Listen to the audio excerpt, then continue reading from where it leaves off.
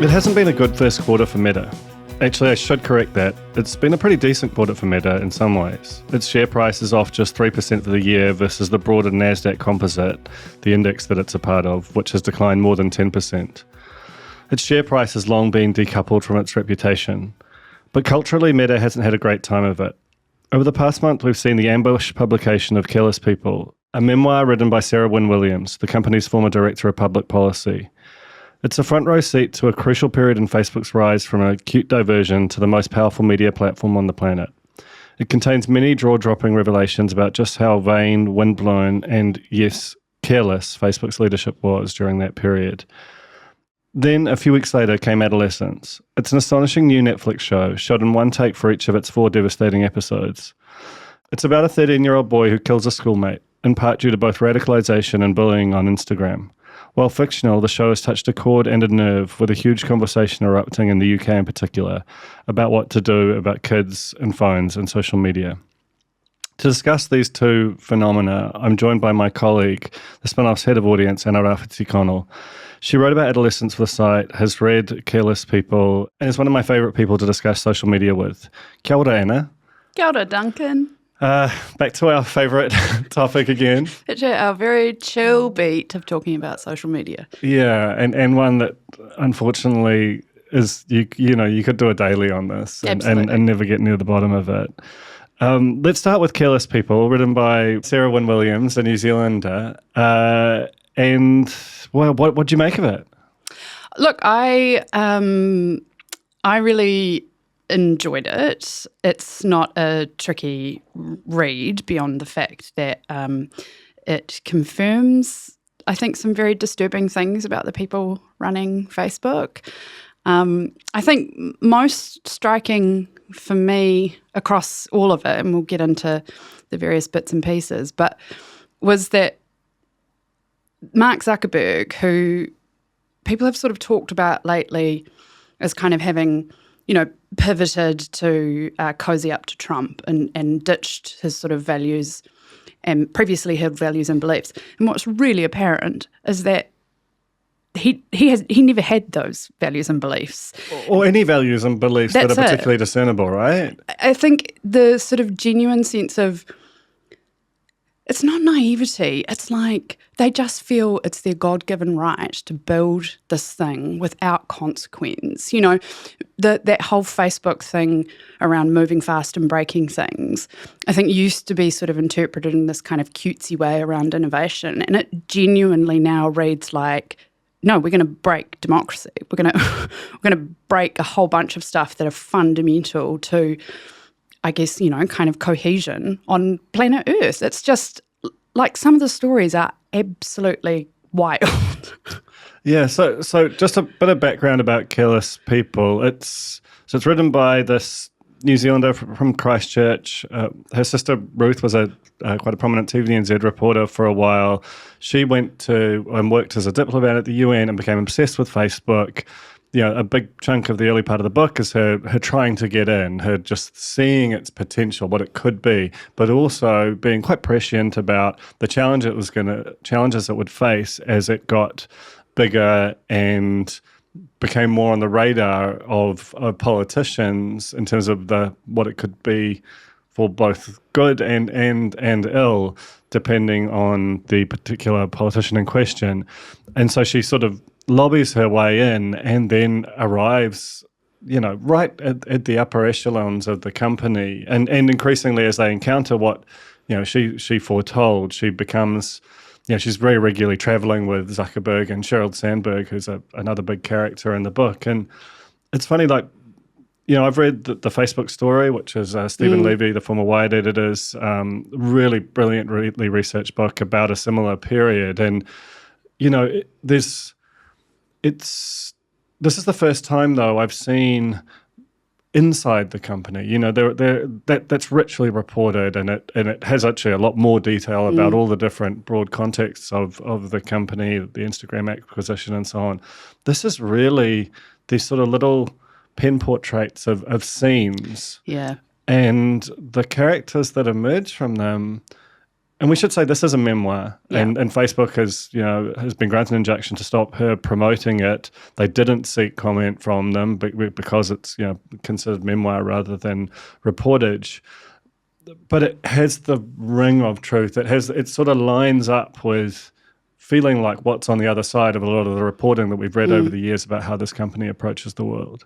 I think, one of the incredible things quite early on is that the challenges that Sarah identifies in terms of Facebook's proliferation across the world, nobody else at the company seemed to even have a clue that they were going to face issue or opposition, or that there was the potential for this thing to really fundamentally change the world. I think the beauty of, I guess, or the luck that the person who has written the kind of memoir out of Facebook, that she happened to be working in an area of international policy, gives us, so rather than it just being someone who was sitting in Palo Alto or wherever, gives us kind of a front row seat to Facebook's creep across the world, and in many instances their total ineptitude in the handling of dealing with different governments and leaders. I mean, the stuff around Zuckerberg, even when he meets John Key and, just saying from the get-go he has zero interest in this kind of interaction with world leaders, he grows to develop a real taste for it, right?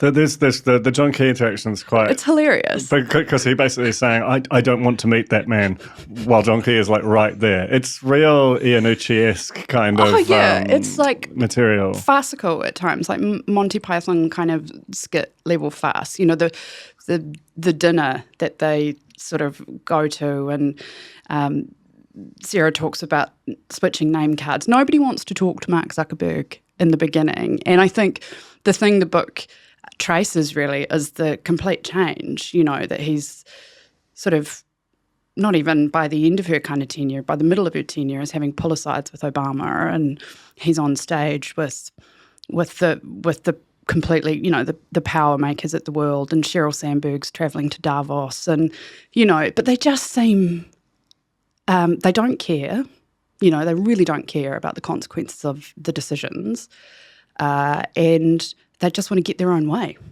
Yeah. It's really interesting, right? Because Facebook is as it was then known, it's now Meta, is a global company. And in some ways, the people who figured out what Facebook could be, the sort of, how powerful it could be politically, were outside the US. So, Robert Duterte in the Philippines, for example, and the sort of Leave campaign of Brexit and so on. And it is striking the extent to which there is just this huge indifference to the world beyond as a profit center. You want to open up, you stack ranked countries by population and said these are important markets, but that's all they are, as markets. The idea that they're sovereign nations with their own laws and kind of, approaches to communication seems completely alien to Zuckerberg in particular. He seems to just be colossally, almost willfully naive about what his platform is doing to the world, except where it might impact growth. Absolutely. I mean, there's a breathtaking arrogance and just total lack of regard for the sovereignty of nations. And I think, the story that she tells about, the ongoing saga of internet.org, which is sort of this attempt to, masked sort of as an attempt to get the entire world connected, and really sort of turns out that it's not really the internet, it's a few apps. Well, it's basically a way of kind of creating a monopoly of the global south for Facebook. Absolutely. We'll give you the internet, but only the internet is viewed and available through Facebook. And, that almost encapsulates the sort of paradox of Facebook in a way, in that it presents as, and a lot of their public statements were about connecting the world, and it was so aspirational, and yet underneath there is this, there's not even really a serious attempt to disguise the greed, and yet when people were pointing out that you should be able to use a .org. That's got a particular kind of, as a domain suffix has got a particular meaning, and there are countries which have this net neutrality and all kinds of different principles that are sort of violated by that. And the way that he responds to it, the sort of fury of it, just around the name. He's so committed to the name. He loves the name, even though the name is plainly doesn't accurately describe what the thing is. It's completely misleading. I mean, I don't think I'd fully, how quite often when you have discussions about social media and whether or not, it's good or bad, there's always a conversation around, but it's actually a genuine lifeline in some countries. In some countries, Facebook is the internet. And you read this book and you realise that was by design. Yeah. It's not a quaint little quirk, and it's not Facebook connecting the world, particularly in places where internet access is not great. It's actually genuinely what they were trying to do, the internet as viewed through the lens of Facebook. I mean, I just found, the reaction in response to that stuff in India, Zuckerberg essentially has an enormous tantrum. It's when he sort of declares that anybody who is an opponent of Facebook is an adversary, and that all weapons in Facebook's arsenal must be deployed to ensure that the regulator in India supports free basics, as internet.org came, and they deployed this sort of submission-making machine to send 16 million emails to the Indian regulator, only for them to not get through in time because some low-ranking Indian official had blocked receipt of emails from Facebook. I mean, it was just kind of like incredible example of how far they're willing to go, and then just ineptitude.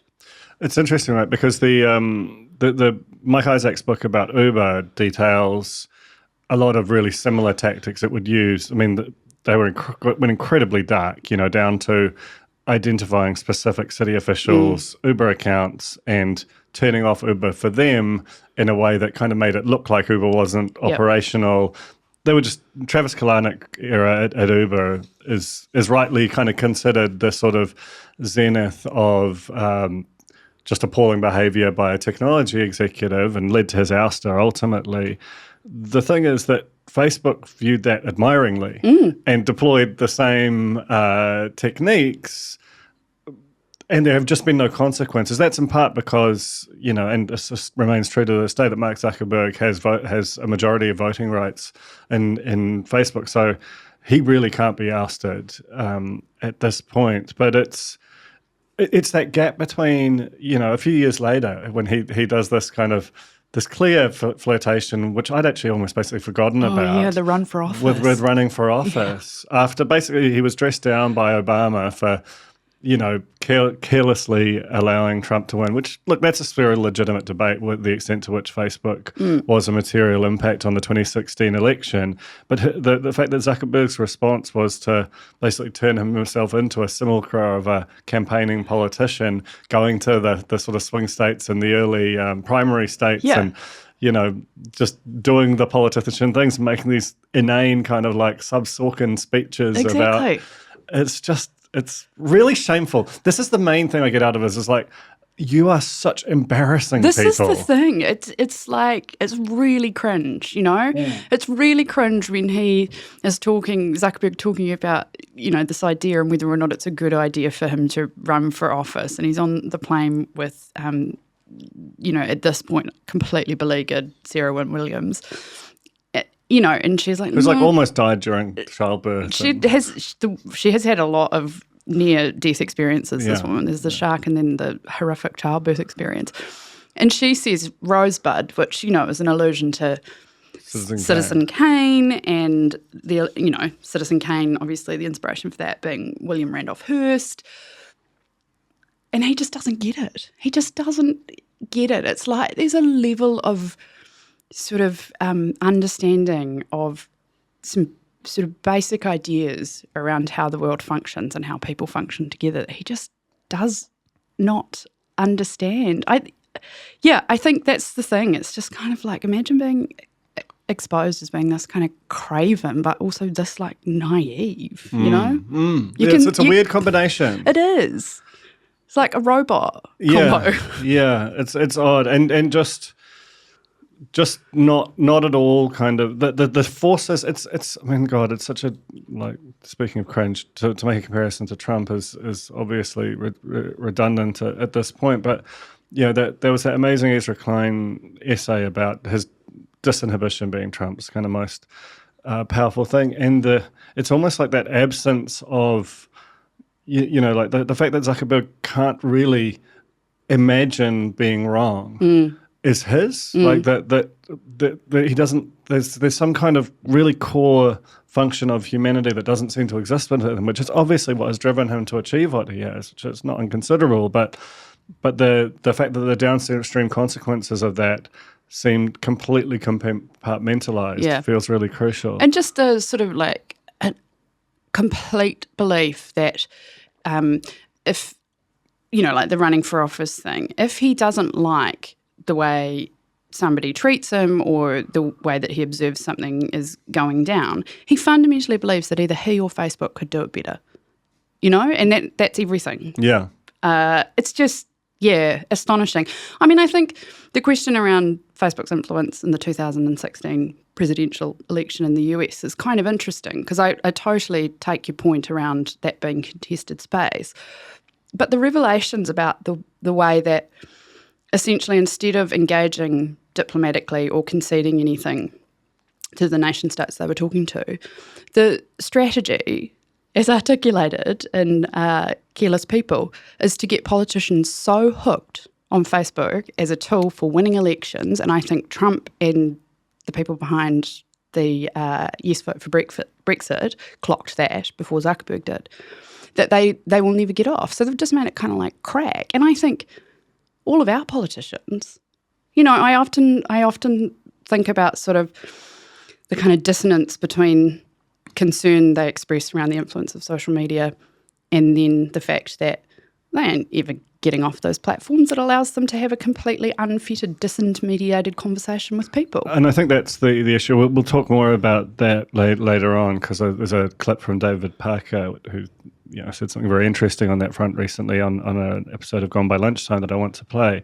But there does feel like there's an inherent conflict. We talk about the conflict of interest of people owning investor properties. It feels like there's a bigger one in terms of, you just know how to get elected using this thing. And the idea of having to go back to the old system of having to deal with annoying journalists to get to wide audiences is just, I think the closer you get to it, the more holes you can find with it as a politician. But you also got played, like you got played by Facebook. This was deliberate strategy from Facebook.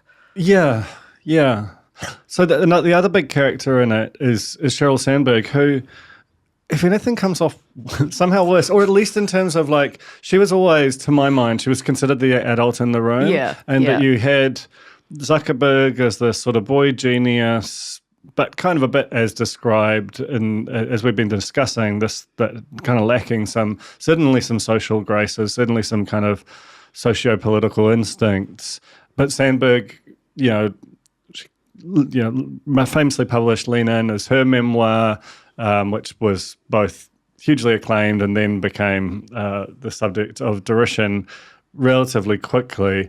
But again, seeing behind the curtain in terms of how that was understood internally, and the way that she sort of seemed to turn her job at Facebook into being the Lean In, promoting Lean In woman in all these different forums, and all the staff basically being a giant comms entourage of hers, even down to seemingly being encouraged to join her in bed on private jets, which doesn't feel like she's doing it for sleazy reasons so much as just a kind of culty culty reasons. She does not come off well in this book. She comes off as vain and narcissistic, and as Careless as Yeah. Zuckerberg, but in a kind of more careful way, if that makes sense. Well, like her public face was Yeah. was more attuned to the moment, even if privately. There's that amazing scene where after Trump's inauguration, the Women's March is organised on Facebook. This should have been something where they go, oh, finally we get a win. You know, like this is a popular kind of expression that was built on your platform. Very democratic in its nature. It was a protest against an incoming administration that was very consonant with what was then seen as a democratically aligned platform. And sometimes you're like, was the material this good, or are he over-eating this? But she's like literally eating cake and drinking champagne and and asking what Ivanka Trump wore to Melania Trump. What Melania wore to the inauguration. I know. And you're like, man, yep.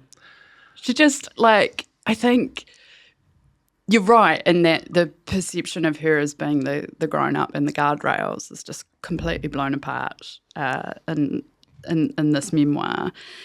You know, like, you can see she just loves being in places like Davos, you know, and kind of cruising around the room, but then also saying things like, oh, actually terrorism, which was a focus of one of the Davos events, you know, terrorism is actually quite good for Facebook because it means that governments no longer care about privacy, and so we can just like, okay, Cheryl. But yeah, the sort of culty assistant stuff, you know, there's a point where they sort of start kind of almost turning against her. They set up a WhatsApp messaging group while she's on stage and start bitching about her. And the fact that she tells the same 3 stories over and over again about the kind of good of Facebook and its connecting of the world. Yeah, the stuff with the assistant and the lingerie, it's just like, oh. Why are you doing that? Why are you doing that, you weirdo? Yeah. And like genuinely, it doesn't seem like there's anything more than that. Certainly it's not insinuated in the book, but it's definitely like really odd behaviour. It's in terms of how Sarah Wynne Williams comes across in the book, I have to admit that while everything scans in terms of the material that's presented, and particularly later in the book, especially around China, which we should talk about, there's a lot of what appear to be, you know, quotes from Facebook's documentation around its efforts to gain entry to China. So that I feel very confident in.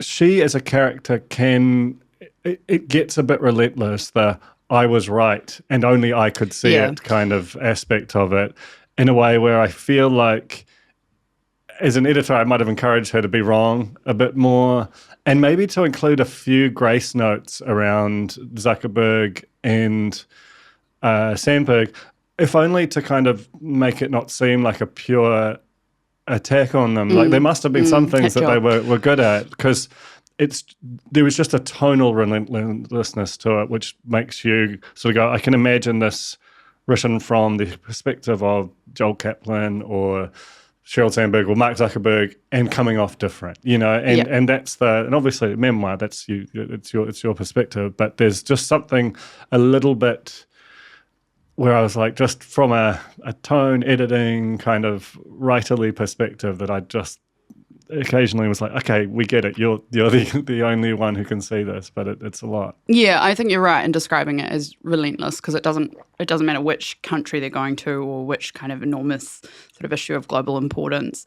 Sarah Wynne Williams is always there, kind of as the voice of reason. Although, I mean, look, she was putting her hand up and saying stuff and recognizing kind of the potential and also the enormous pitfalls quite early on. Well, according to her. According to her. I guess that's the thing. It's this memoir, is the hard thing, right? And, you know, I should say that I've reached out to Sarah Wynne Williams. We have a mutual friend, and there's a current live request for an interview associated with this, but obviously the injunction might make that. She's not allowed to. Well, I wonder if it applies outside the US. Oh, yeah, of course. I mean, but certainly it hasn't happened yet, and I'm still very keen to speak to her. One of the most incredible things about this book, and it would be amazing to speak to some people in the publishing industry, is that they managed to keep it quiet, because it literally hit shelves. I mean, I think the first thing we saw of it was, I think the New York Times had a story about it, right? That's right. And I Nobody remember, knew it was coming. Well, I just saw that surname and I was like, that looks like, a New Zealand surname. And I went and I found her on LinkedIn. She'd changed her profile to just an initialism rather than her full name. But that was the only way I sort of figured out that there was a New Zealander associated with it. And then obviously it's continuing to explode now. Well, that's the thing with, that's the power of an injunction, isn't it? It just kind of like rockets this kind of thing up a list of bestsellers because people want to get their hands on something that, Facebook clearly don't want her talking about. Exactly. And they've said that there's sort of two lines broadly that they've used to refute it or sort of reject it rather. One is that it's old news. And the other is that it's, not true and from a discredited employee. So let's talk about the old news aspect of it, because the China stuff is both old news in the sense that Zuckerberg was very public that he wanted Facebook to be in China. But what we get in that section, which is, maybe it's probably like 20% of the book, something like that, is a clear documenting of what they were willing to do to concede and how they went about trying to gain entrance to the Chinese market. And that is breathtaking. And to me, honestly, like disqualifying from, I don't think you should be allowed to lead a company like that if you're willing to both mislead Congress the way that he's obviously doing, but also the things that they were up for, just trading over to the Chinese government. Well, she flat out says that Zuckerberg lied to Congress about China, which is quite a huge thing to say, right? And I think there's this kind of, because China gets mentions kind of early in the book with that really embarrassing story about Zuckerberg asking Xi Jinping if he would like to name Zuckerberg's kid. It's like, even as you say it, I'm like, surely not. And I'm like, no, that really does happen in the book. Yeah. And the problem is, it just scans, you're like, yeah, that kind of makes sense. It makes sense. And then you get towards the end of the book, and yes, it is kind of all of this documentation around the fact that essentially they were willing to work hand in glove with the Chinese Communist Party, that there was all this wrestling and wrangling and lists and pros and cons about whether or not Facebook would take care of the sort of surveillance work essentially themselves, or whether there would be a third-party company involved. Lists of cons included. This would mean Facebook employees would be liable for, content that caused death, terrorism, and torture. And then there was like because these are track changes in the document. Yeah. Then Joel Kaplan is quoted as having changed that to human rights issues, which aren't sort of compatible with our stated mission, or something. Like they just, whenever they could find a way to kind of weasel down a sort of a truly appalling situation, they would take it. But I mean, essentially, the documentation suggests that they were willing to run Facebook in China as a government surveillance network, that they would give the Chinese government access to users' data. But which was almost like a given. But it's the willingness to, basically, part of how they make a product like Facebook work so brilliantly around the world is by having sort of, server clusters that contain huge chunks of the frequently accessed data that is stored locally in your country, and which would naturally include both the private messages of and the Facebook data of users all around the world, because that's the whole point of Facebook, and they were willing to concede that. So essentially,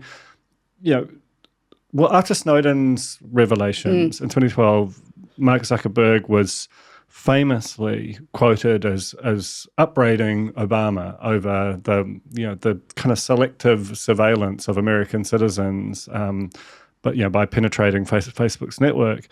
Then a few years later, he's willing to just hand the keys to the whole world's data to an authoritarian regime with no interest in human rights. The other thing which really struck me about that, and this was just a small note, but because this has always bugged me, is this idea that once a post reached a particular level of virality, which they peaked at 10,000 views, that would automatically trigger it to be sort of effectively checked for whether it kind of violated any rules, any of the shifting rules of the Chinese Communist Party. And I'm like, well, that sounds like a really good thing. If you could do that, wouldn't you want to do that everywhere? Yeah.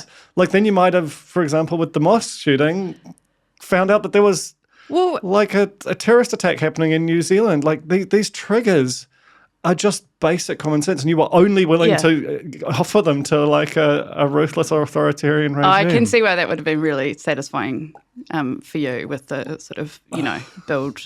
You guys know how to do this. Don't stop pretending you don't. Yeah. I think that when you contrast it with this absolutely bananas story about a Facebook vice president in, is it Brazil or Panama or Peru, somewhere, who gets arrested and goes to jail. Goes to jail. I mean, the sort of stories around the fact that they were quite happy potentially for their employees to go to jail, and that was actually just something that you did in service of Facebook, is unnerving. But the fact that Mark Zuckerberg's take around that was, this will make a great post, essentially, where he goes on, he drafts a post up and literally everybody is like, do not post this.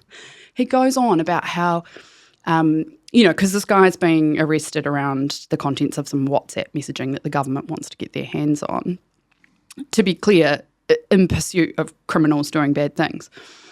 And Zuckerberg makes a post about how it's so great that this Facebook employee is willing to go to the wall for user privacy and data and all of this kind of thing. And then you read the China stuff and you're like, oh my God, you're just optimizing for posts. And you're like, okay, so in Brazil, where they've got like a murderous drug trafficker and they just want his access to his WhatsApp messages, the answer is no. Mm-hmm.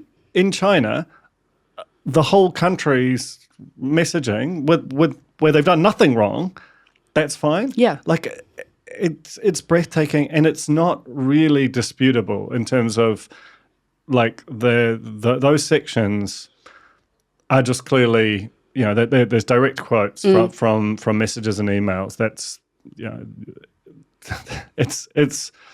it doesn't seem like that's a person who should be in charge of almost anything, let alone a company of that size and importance. Shall we move to Adolescence? Sure. And we'll come back to what to do about this in a bit. You wrote a pretty powerful piece about this, published on Friday. So do you want to just sort of top line that piece and sort of with it your reaction to the show? Yeah, I watched Adolescence like everybody else who's watched it, except for the people who don't want to watch it because they're too worried that it's tense, and they're correct about that. But and my reaction, aside from being completely enamoured of the craft and the breathtaking kind of writing, acting, it's just everything is perfect, right? Yeah. Is I turned around to Troy, my husband, and said, I'm glad we don't have kids. So we don't have kids. That wasn't our choice in the first instance, and now life is life, and that's fine. I never thought I'd say something like that. And the thing is that that's not a point of view I have about children. Although I have to say the episode in the school, I was like, oh my God, teachers, how are you surviving? It wasn't kids are disgusting or kids are revolting or, oh my God, kids are so horrific. It was more that I was like, I don't think like raising children in this world that we have created seems like a fundamentally bad idea right now. And I think it was more that I was kind of like, and it prompted all the usual stuff around phones and schools and social media and kids, which is all, and I say this in the piece, it's all really, really valid to be looking to governments, bodies, the tech companies, and demanding that they do something about this kind of thing. But I guess I just increasingly feel that if you look around at the moment, having read, Careless people as well, the tech companies aren't doing anything about it. Like they don't care, right? Governments are hamstrung because of some of that contradictory kind of stuff we talked about. And I suppose for me it was sort of like, I did describe the piece to a friend as a bit of a Trojan horse for my kind of typical school mommy kind of tone of do better, everyone. Like if we can't rely on the large bodies that are meant to act in the best interests of humanity and democracy and all of those kind of things, because all that stuff feels quite quaint. I mean, to me, looking at the world right now, isn't it about agency and our own individual agency? And I know that that's like quite highfalutin, but I mean, I'm quite hardline around how I feel about social media, and I believe it to have been a failed experiment. I do not think we were designed for it. Yeah. I mean, like, as someone who's raising kids in, I've got daughters either bang in the middle or approaching their teens who are, on social media in various ways. Like, I have such complicated feelings about it. I mean, Jonathan Haidt, who's a real kind of Anxious generation. Crusading author and sort of researcher on this topic. He wrote a piece recently about the 1-year anniversary of the anxious generation, just talking about these movements for phone-free, social media-free adolescence that are kind of cropping up around the world. And, were we to be in a place where we could draw a hard line around that, I'd do it. As it is, it just, like when I first moved to New Zealand, my parents wouldn't connect the TV up because they were like, my mum thought the New Zealand television was that trash. And I felt a real profound alienation for the 18 months where that was true. And that's probably governed, that sort of sits in my head when I think about our kids. It's like, on the one hand, you want to protect them from all that's happening in these spaces. On the other, you don't, adolescence is hard enough without being disconnected from your peer group. That's why I was in favour of the phone ban at schools. That's why I think as complex as it is, the Australian legislation to ban social media for under 16s is the correct move. And I totally take TikTok's point that excluding YouTube is kind of farcical. It is really complex stuff, but I feel like the fact of these things being complicated has meant that we just sort of shrug, and we continue to shrug at it. And as we do that every day, we get more of a sense of the chaos that now adolescence is fictional. But there's a reason why it has caused the reaction it has, is because we can all, as if you're a parent or not to be like, I feel like people can overdo the, well, I have daughters kind of thing. No, I mean, it's fine. Like I say in the piece, I come from a completely uninformed point of view around this. But you just, like, I think there's a reason why the show sort of felt so, the reaction's been so visceral, is that whether you are or aren't a parent to teenagers right now, and my wife and I talk like literally weekly about how we wish we were raising our kids in any other era. It's just... it feels like it's a problem that needs to be solved at a root stem societal level. Yeah. So that's where I probably disagree with you about our individual agency over it. It's like, I've done what I can for myself. I've removed myself from those spaces, but it feels like a much more complex thing to try and remove your kids from it. I mean, look, I, over the weekend, just went back and forth. I was like, you have your hardline kind of point of view, which I think I've described to you as kind of a bit poet, philosopher. And this is actually the fault of the Fold anyway, who described me as a social media philosopher queen at one point. So I really gripped onto that. Like, I absolutely get it. I think for me it was just I felt so powerless watching Adolescence that sort of my response to being made to feel like that and observing a kind of essentially an parental impotence, that's like, it's just by the end of that show, I won't ruin it for people who haven't watched it, it's just like, my God, these people are broken by the fact that there was nothing they could do, and then they ask a question about their culpability.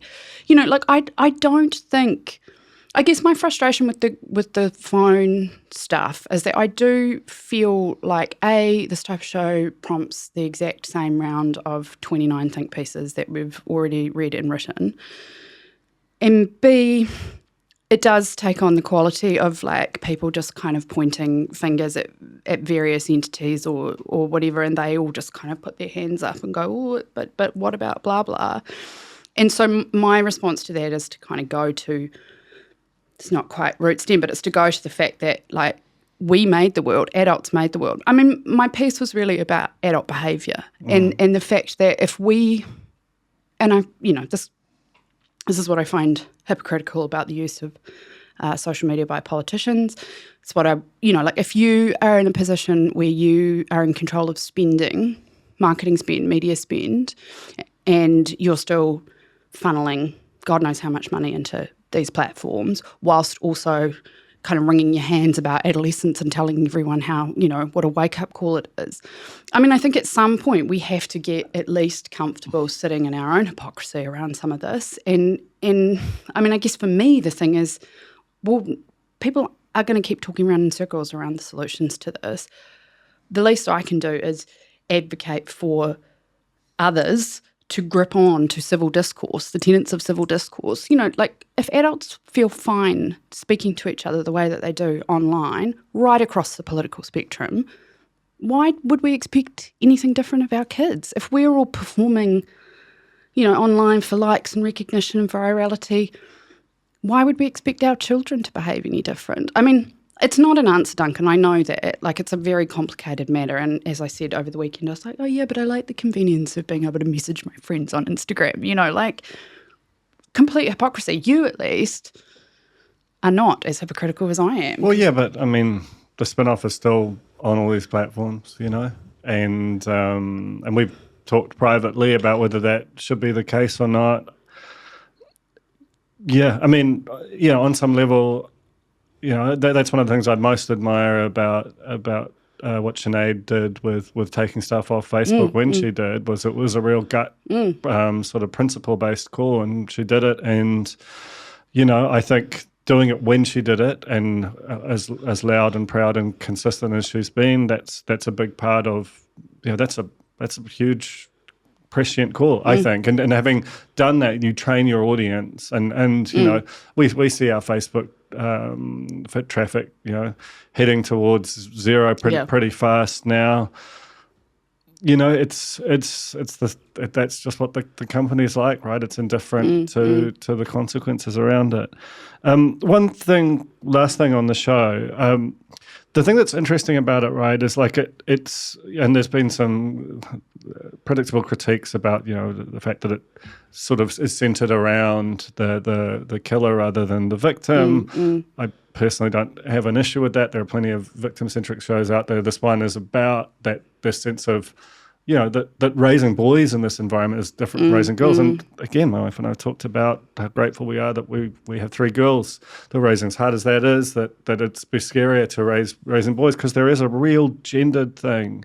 And we talked about this a bit in the Gen Z podcast I did with Gabby and Lyric last week, that the internet for boys is a really crazy place. Yeah. And it's also one that feels like a foreign country to a lot of us. And you sort of you just see like little clips of Andrew Tate saying some completely insane thing, and that there's this whole sort of Dave Portnoy, this whole world out there of content that is both the most popular content in the world and also completely invisible to sort of mainstream sources. And there's a weird thing where, I don't know, I'm going to try to say this in a way that doesn't get me into trouble, but where like the mainstream culture as we understand it is starting to become kind of woman-coded, in the sense that the majority of its audience is women. And I think that goes for even down to a New York Times level. Like, for example, TVNZ, I think it's something like 70-30, the split of its audience in favor of women. That's a problem for them, like something they're working on. That's why Duke exists as a male-targeted man's channel. And on some level, we sort of made fun of Duke when it launched, and I sort of I get that. I guess there's this kind of, the thing I'm trying to figure out is like, as we mainstream media, news media, entertainment media increasingly sort of talk about this, the sort of quote-unquote manosphere as this foreign country, and the way that young men, and by young men we kind of increasingly mean like under 35 type men, a huge chunk of the population, are behaving as this concerning othered thing. If you're sort of in that group, then implicitly when you're in that space, as if you sort of somehow encounter like a mainstream source, you feel alienated from it. Therefore, you're more likely to go into the manosphere and feel more welcomed there. And I don't know what you do about that, because I think there has to be some discussion about the kinds of content that is radiating out there and the impact it's having on those kids, and increasingly on adults too. But at the same time, if you continue to have that discussion and have the sort of hand-wringing about it be this very public way, you're not going to grow the tent to make that group sort of feel like they're accepted in here. And I don't know where this is going, but it doesn't feel good. No, does that make sense? No, totally. I mean, I think, like I say it in my piece, like we should be curious about why this is happening. We should be thinking critically about why this is happening. And instead, again, I think because of the sort of by design nature of social media to just round us up into like pens where everybody thinks the same things, and if you don't, you get like thrown out. If we're going to walk around saying the most venomous stuff, again, right across the political spectrum, to each other because of who we vote for, and we're not going to bother to try and understand why, Toby had that great piece, was it last week, around the fact that the only demographic in New Zealand that has a positive kind of sentiment towards Trump is men under the age of 40, right? So and that's in step with global trends. Like, why is that happening? Why is that the case? And I think it has got to do with disenfranchisement. But I mean, I say it in the piece, which is I do think the show kind of glosses over why, for example, so there's this kind of whole conversation and explanation around what emojis mean and the emojis that are being left on this young man's Instagram and his relationship with the young woman that he eventually goes on to murder. Around essentially why do women react and respond, or why is it that our way of asserting power, or a young woman's way of asserting power, is to emasculate young men online? I mean, I don't know. Look, I think you and I sort of dug ourselves into an impossible kind of pit here. But I do think that young men have observed probably 2 full generations now of essentially being beaten over the head with a message that says that they're shit and they're bad. And again, it's this ability for us to be able to just say that online with no consequence, right? You can just post on Twitter. I mean, I probably did it. Men are shit or whatever. Spin-off's got a long history of these pieces. And honestly, every single one, if you look at what they were responding to, hard to argue, right? The men were being shit. Yeah, we'll put our hands up and say it wasn't our greatest decade. But I don't know. It is absolutely something I'm struggling with right now. There was I don't often do this, but I was reading the comments on a piece about adolescence on the New York Times the other day, and I sent you an email in the aftermath because there was this line from the top-rated commenter. Often I find the New York Times comments actually kind of insufferable. This one was pretty good. And it said, "We keep treating boys like they're defective girls." Yeah. And I was like, bang. And I feel like so long as that's the case, so long as there's a bunch of male behaviors that are absolutely toxic and awful, but if our response to them, and I include myself in this, right, like is pure opprobrium, and especially where it sort of extends to a bunch of things that are actually just, probably like that's just what guys do, and it's not necessarily even bad. Like just the coding of some of like the sports they're into, or their political opinions that are absolutely within an Overton window of acceptable discourse as being inherently awful, well, this is going to keep happening. Not to sort of victim blame here, but also just like, let's be sort of realistic about how do we ever get out of this? And I actually don't think it's going to discourse its way to healing. You and I are not solving the issue today, and I don't think any more people talking about it or writing about it necessarily will. I mean, I think you sent me that article in the FT this morning, which was John Murdoch just doing some data stuff, as he does, and it was great. But it was sort of talking about, and again, I think this speaks to like the fundamental by design polarisation and splitting of people into kind of separate lanes. He was railing against kind of the idea that, or just the overblown nature of the discourse around misinformation. And essentially what he says is, for all the attention given to misinformation, a narrow focus on objective falsehoods distract us from a much more fundamental shift. The emerging democratic risk is not so much that people believe false things, they always have. It is that they no longer believe the same things as one another, false or otherwise. And that's it, right? Mm-hmm. I think that we're as we move into an algorithmic world where there are relatively few spaces, news and movies, mainstream culture is a part of it, but it's increasingly a smaller part of total attention hours. Everything else that's algorithmically delivered is increasingly just like a different country to what your neighbour is seeing, and it's just really hard to imagine a way out of that. Except, and now we're going to play a clip from. This is a politician, David Parker, former very senior minister in the last Labor government, and still in the House now, saying something which. Toby, after he'd done the interview, alerted me to it, and but it was still electrifying to hear it because it's been the thing I've thought for years about the only way you solve this, the only real obvious way to solve it, and yet it's never really said aloud.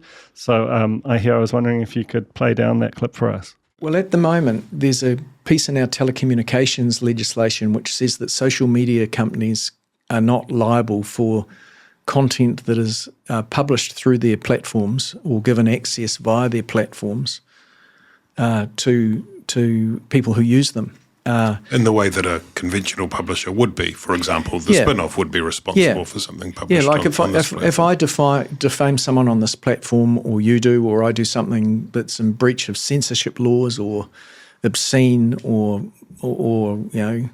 if I was to play a snuff movie, or all those sorts of things. Recently, Facebook have come out and said that they're not going to moderate content even in the minor way that they were. So is that right? Is that right? And I think it's one of the most serious issues facing democracy. And so I also worry, for me, it's not a freedom of expression issue. I believe in freedom of expression. It's not a left-right issue for me. But I fear that these likes of, Elon Musk and X, you watch them morph as being an instrument for misrepresentation rather than freedom of expression. And is it right that those social media companies can effectively get away with selling a dangerous product? So I would be interested, and I said this I went along to the Free Speech Union last year and spoke to them at their AGM and said, look, I don't think we should put ourselves in the position that governments are censors.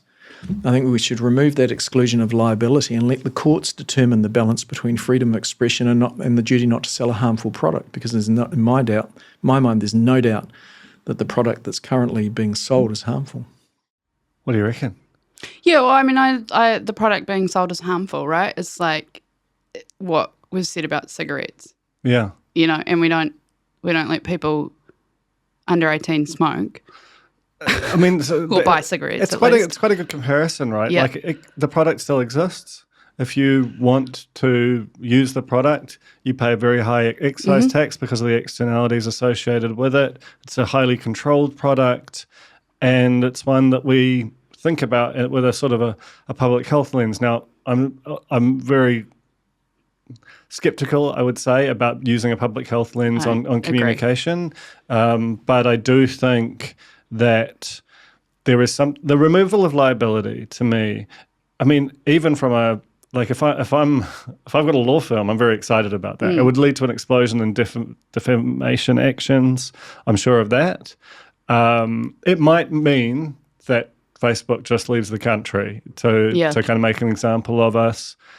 I actually don't think it means that social media is impossible. What I do think is that you could have an exclusion for posts that only have a distribution of 5 or 10,000. Returning to the Careless People point, I think if once any kind of piece of content reaches a particular level of virality, at that point, someone looks at it and just basically says, could this be defamatory? Could a reasonable person be offended by this, in which case, kill it. You might have to have a lot of people doing that. You might have to automate a lot of that. It might mean that a lot of innocent pieces of content get caught in the dragnet. I'm fine with that. Yeah. We know what the world looks like without any protections. And politically, there are,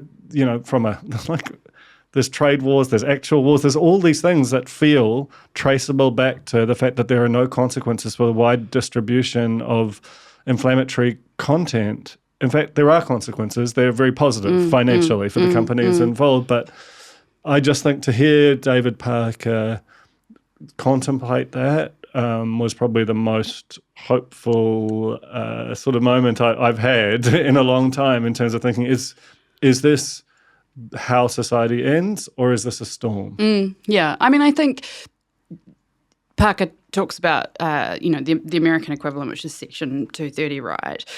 And says that internet companies, when they first started, when they were largely about you can send some email, right, used the comparison between them and the Postal Service. So they were just mere couriers of information, not publishers in their own right. And I think it's very apparent that that's no longer the case. That's what our regulation is not fit for purpose. I mean, looking at some of the media reform stuff now, and social media is explicitly not included. And I get why, from a practical point of view, you want to get something done. Media, all sorts of aspects of media regulation need a kind of a go-over. But it's just nuts to me that we just won't put it on the table because it's too big. It's too big. It's too big. It doesn't need to be. And yet, India has just said, look, we're not going to have TikTok. And China has already has said, like, we won't have anything like that. And yes, those are massive countries, but it doesn't appear to have impacted them economically at all. In fact, they're two of the better performing economies in the world in recent years. I'm not trying to say that that's causation either, but I do think that we have, while there would be profound consequences, and we do have to think about I would absolutely say that the debate around its impact on freedom of speech is real. I think that there's something about the combination of the profit motive, the kind of incentives around time on platform and advertising, and what they are protected from. Like if you've got a business that's on social media and you're swarmed by people making whatever allegations, the fact that you've got no protection from the platform which is profiting from that, if you're as a capitalist, you should be mad about that. Like that. It's just weird to me that this whole thing remains off limits. Yeah, we've been going on a while, so maybe we should leave it there. But always love having this kind of endless conversation with you. I mean, I would love to have something else to talk about because this wasn't there. But I'd say for a while, for the foreseeable, at least it will be. Yeah, exactly. Look, I mean, we could do a megapod, a 24-hour. And finally solve it once and for all. Get all the world's problems around this sorted. Thank you so much, Anna. Thank you, Te Aihe. Really appreciate it. Ka kite anō.